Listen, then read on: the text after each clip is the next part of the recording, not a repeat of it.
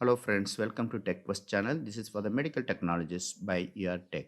In this video, we will discuss about fungal sample collection for culture.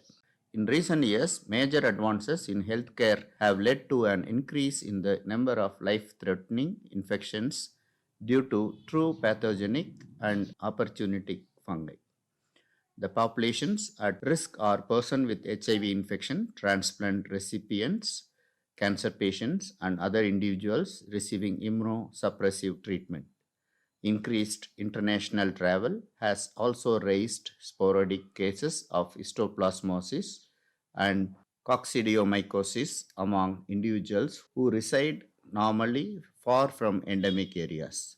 The clinician should provide sufficient background information in addition to specify the source of the specimen and its time of collection. It is important to provide information on any underlying illness, recent travel or previous residence abroad, any animal contacts, and the patient's occupation if considered relevant.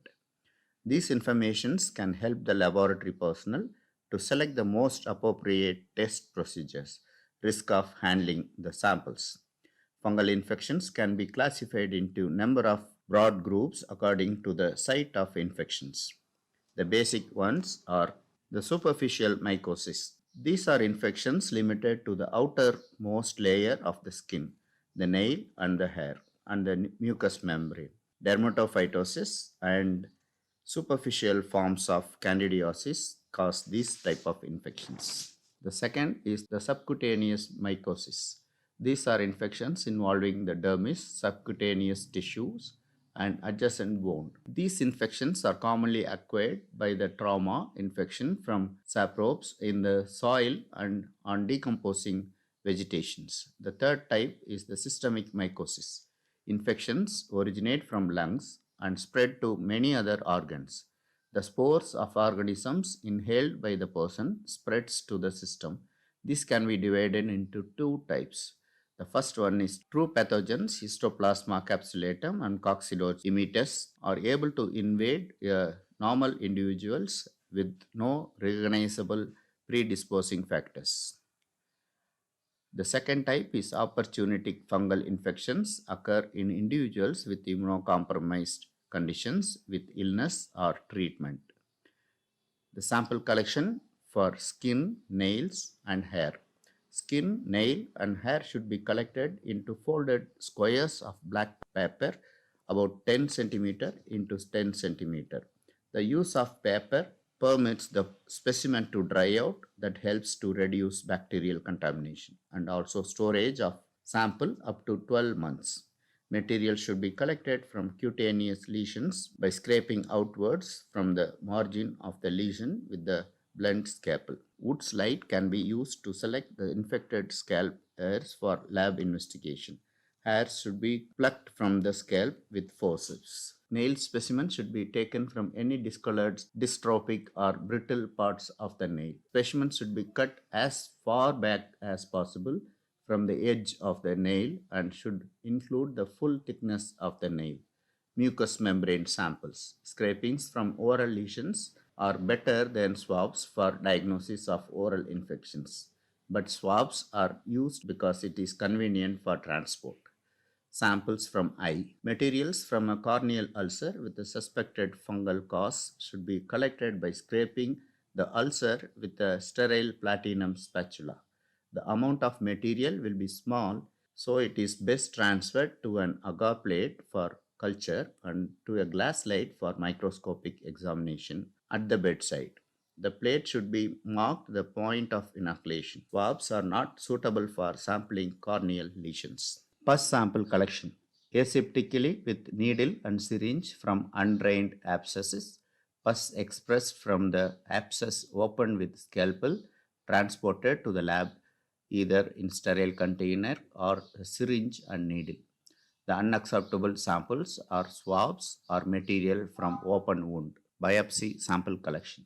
Place between two sterile gauze pads, sterile petri dish or tube containing 2 to 3 ml of sterile normal saline, brain heart infusion broth.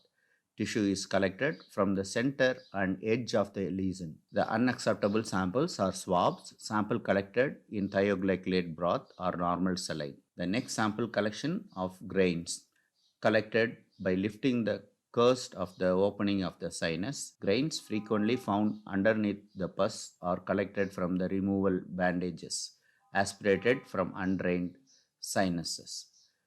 CSF sample collection, it should be 3 ml in sterile tube. Other body fluid samples, it should be sterile tube or in a heparinized syringe.